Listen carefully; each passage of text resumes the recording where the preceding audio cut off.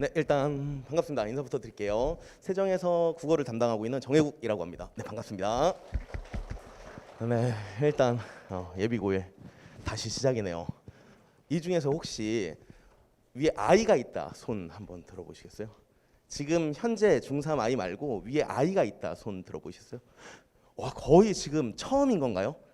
와, 아시죠? 어머님들, 아버님들 이제 시작되셨어요. 아마 올해만 해서 설명회 엄청 많을 거고요.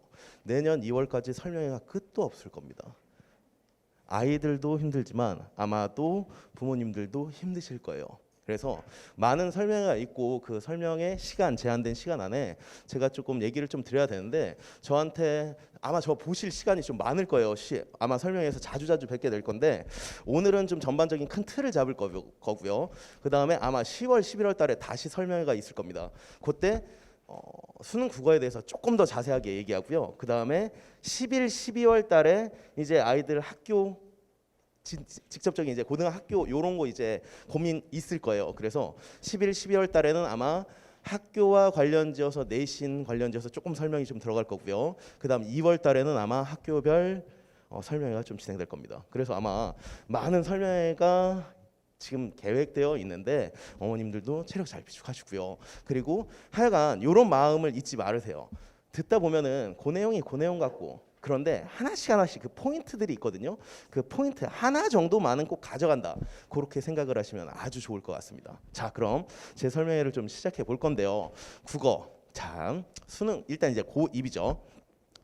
이제 중학교에서 이제 고등학교로 올라가는데, 고등학교의 실질적인 목표는 뭔가요? 현실적인 목표는 뭐죠? 대입이죠. 부정할 수 없습니다. 대입입니다.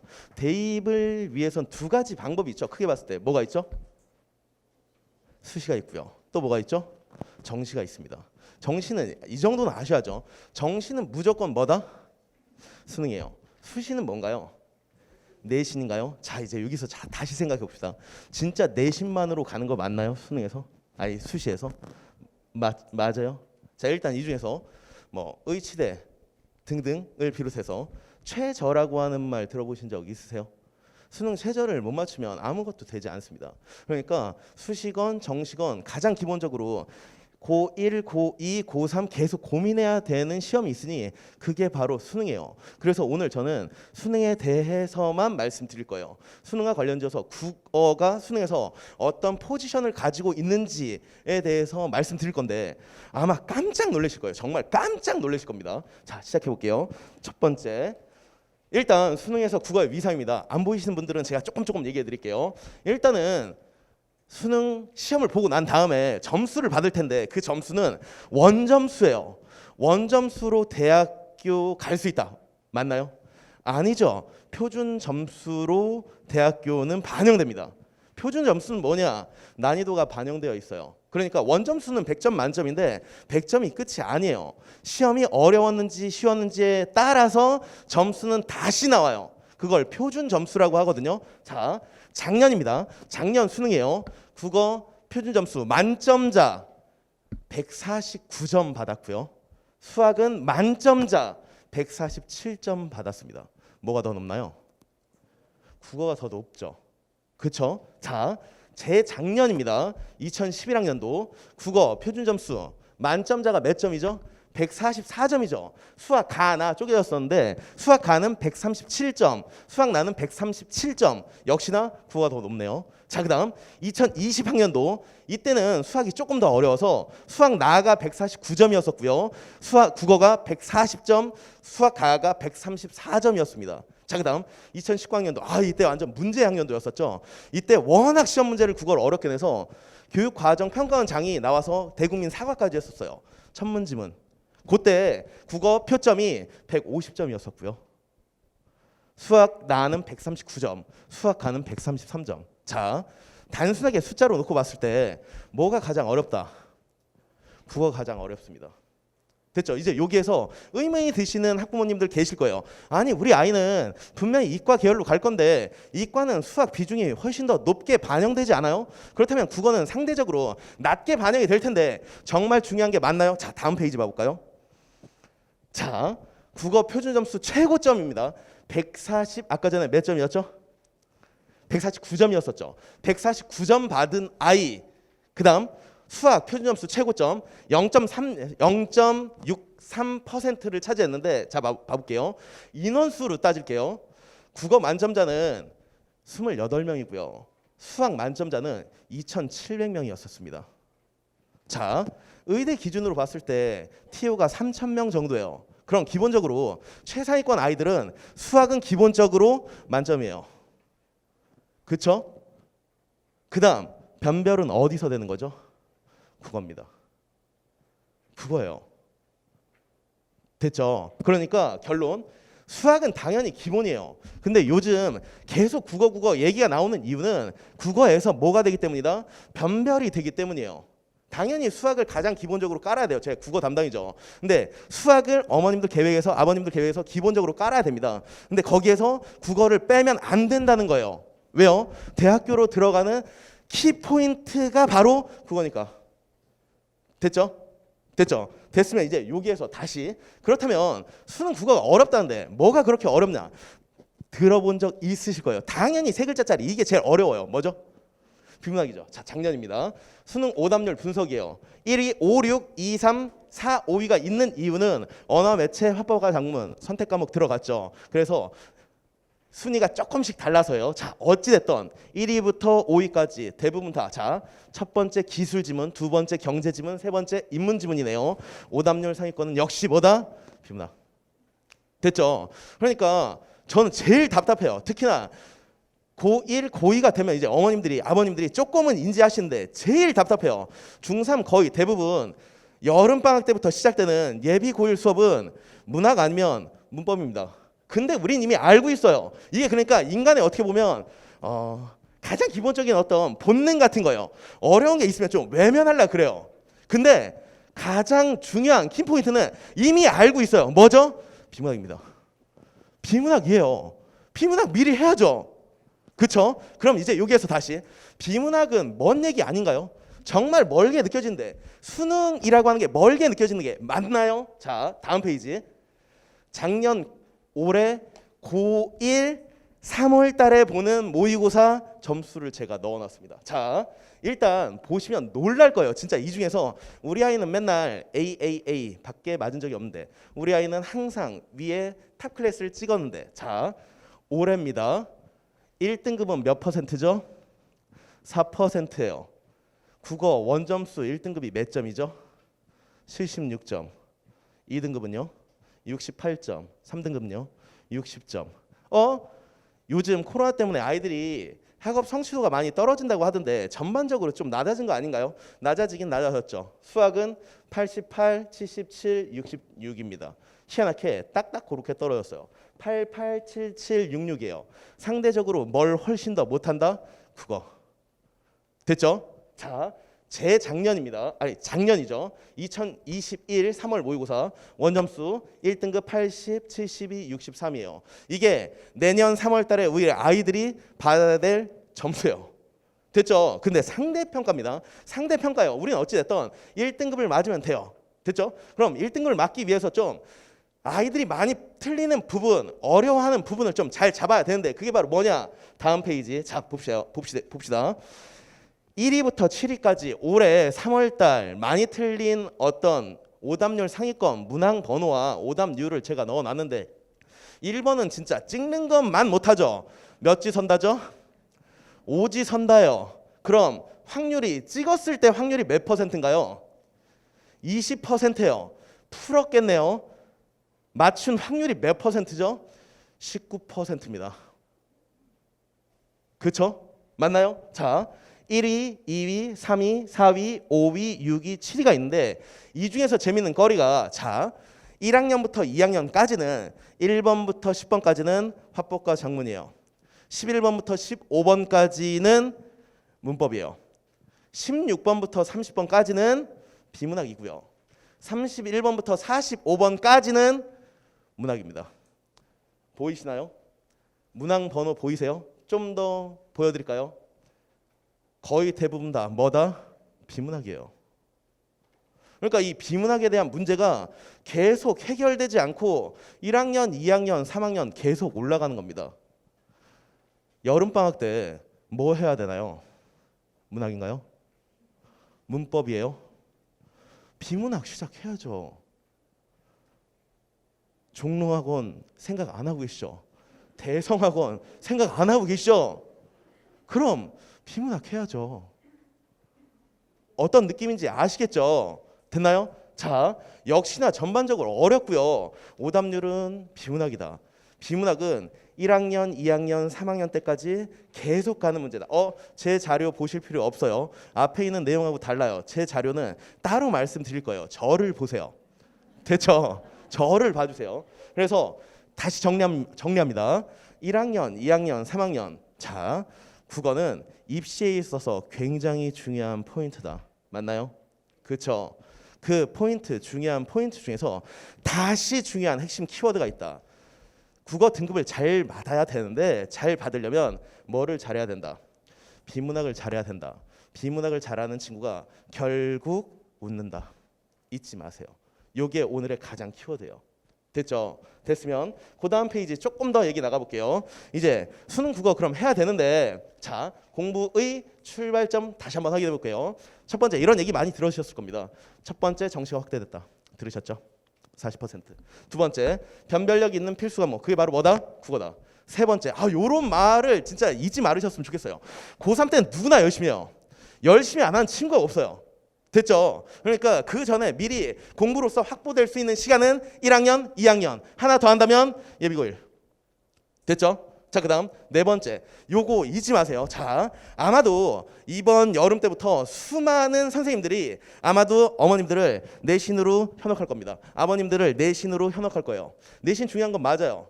내신 중요한 건 맞습니다. 근데 자, 내신 시험에서 70%는 뭔가요? 선택형이죠. 30%는 서술형이고요. 결국에는 선택형 문제를 잘하는 친구들이 내신도 잘해요. 그런데다가 선택형 문제가 만만치 않게 학교 선생님 퀄리티가 좋아지고 있고요. 됐죠? 하나 더. 작년 기준으로 놓고 봤을 때 경기여고 고1, 고1에서 1학기 중간, 1학기 기말, 2학기 중간, 2학기 기말 죄다 선택형이었었습니다. 서술형 없었어요. 올해 1학기 숙명여고 서술형 없었어요. 100% 선택형. 됐죠? 그러니까 학교도 지금 선택형 중심으로 가고 있는 겁니다.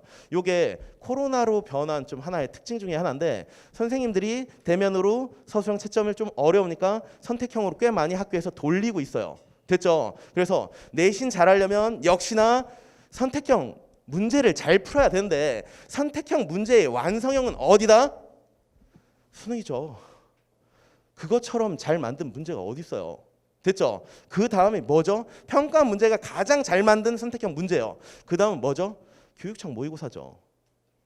그 다음이 이제 시중에 있는 문제들입니다.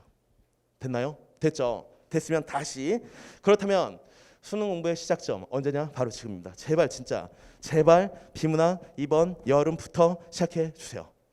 됐죠?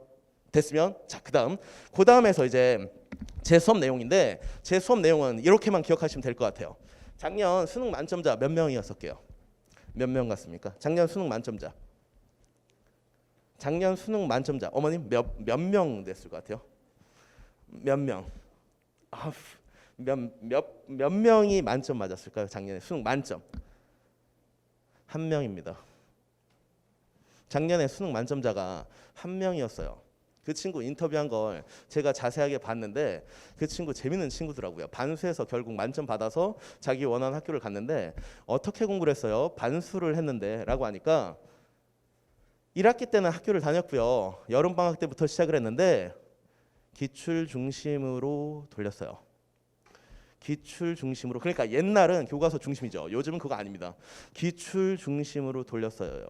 근데 제가 봤을 때 그 말이 무조건 정답이에요. 그러니까 요즘 아이들 특히나 중3 아이들은 조금 알면 자기가 다 한다고 생각해요. 그래서 제가 예비고1 수업을 하면서 애들 개별 상담을 진행하는데 개별 상담을 하면서 야, 넌 뭐가 문제냐? 라고 할 때 항상 똑같아요. 비문학은 자신 있는데 고전 시가가 못 읽겠어요. 항상 아이들 대답이 똑같아요. 답답합니다. 아이들은 요만큼 알고 그걸 다 안다고 생각해요. 그러니까 본 지문이 있으면 그건 자기가 아는 지문이에요. 근데 아는 지문 맞나요? 모르는 지문이죠. 어머님 아버님들 소설책 한 번 읽고 두 번 읽고 세 번 읽을 때 똑같은 내용 똑같이 받아들이시는 거 맞아요? 아니요. 읽을 때마다 달라져요. 됐죠? 그래서 제 수업은 기본적으로 기출로 합니다.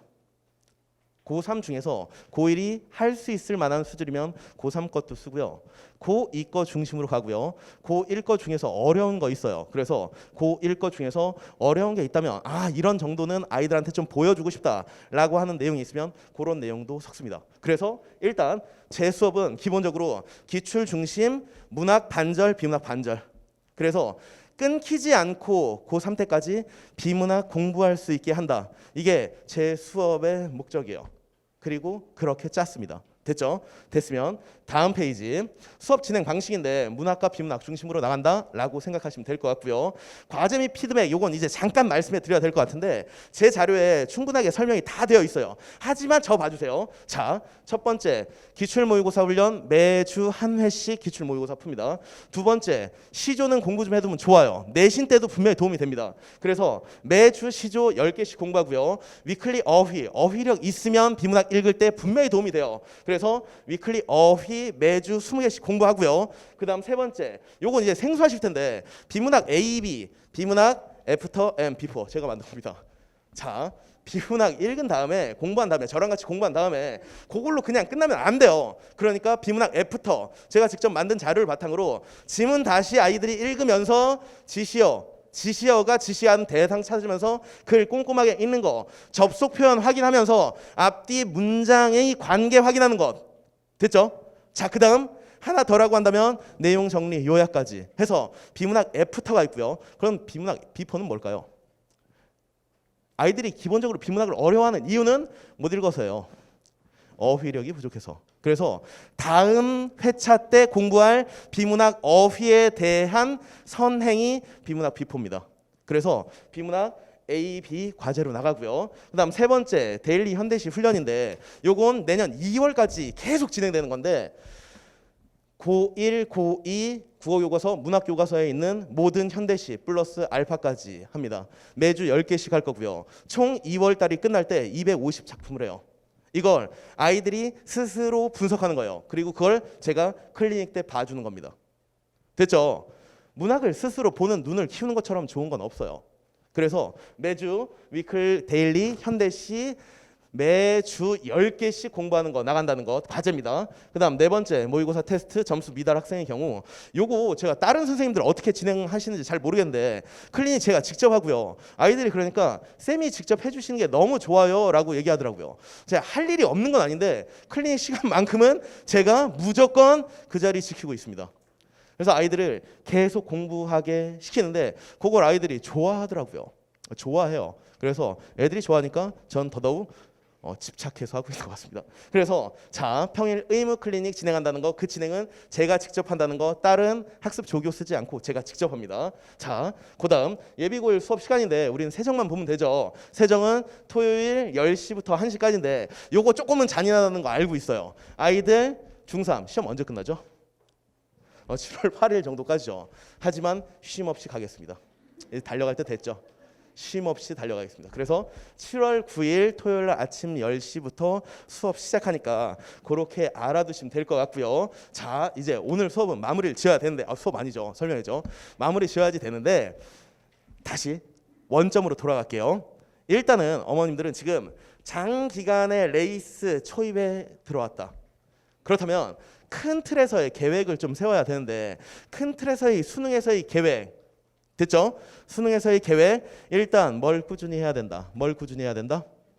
비문학을 꾸준히 해야 된다. 됐죠? 국어는 부모님들이 생각하시는 것보다 훨씬 더 수능에서 그 위상이 높다. 그래서 국어를 잘해야 되는데 그러려면 선행으로 무조건 계속 잡고 가야 되는 게 뭐다? 비문학이다. 요거 잊지 마세요. 그리고 그 비문학을 제발 어머님들 서로 편하게 그렇게 잡지 마세요. 기출 던져주고 아이한테 매주 몇 개씩 그런 건 없어요.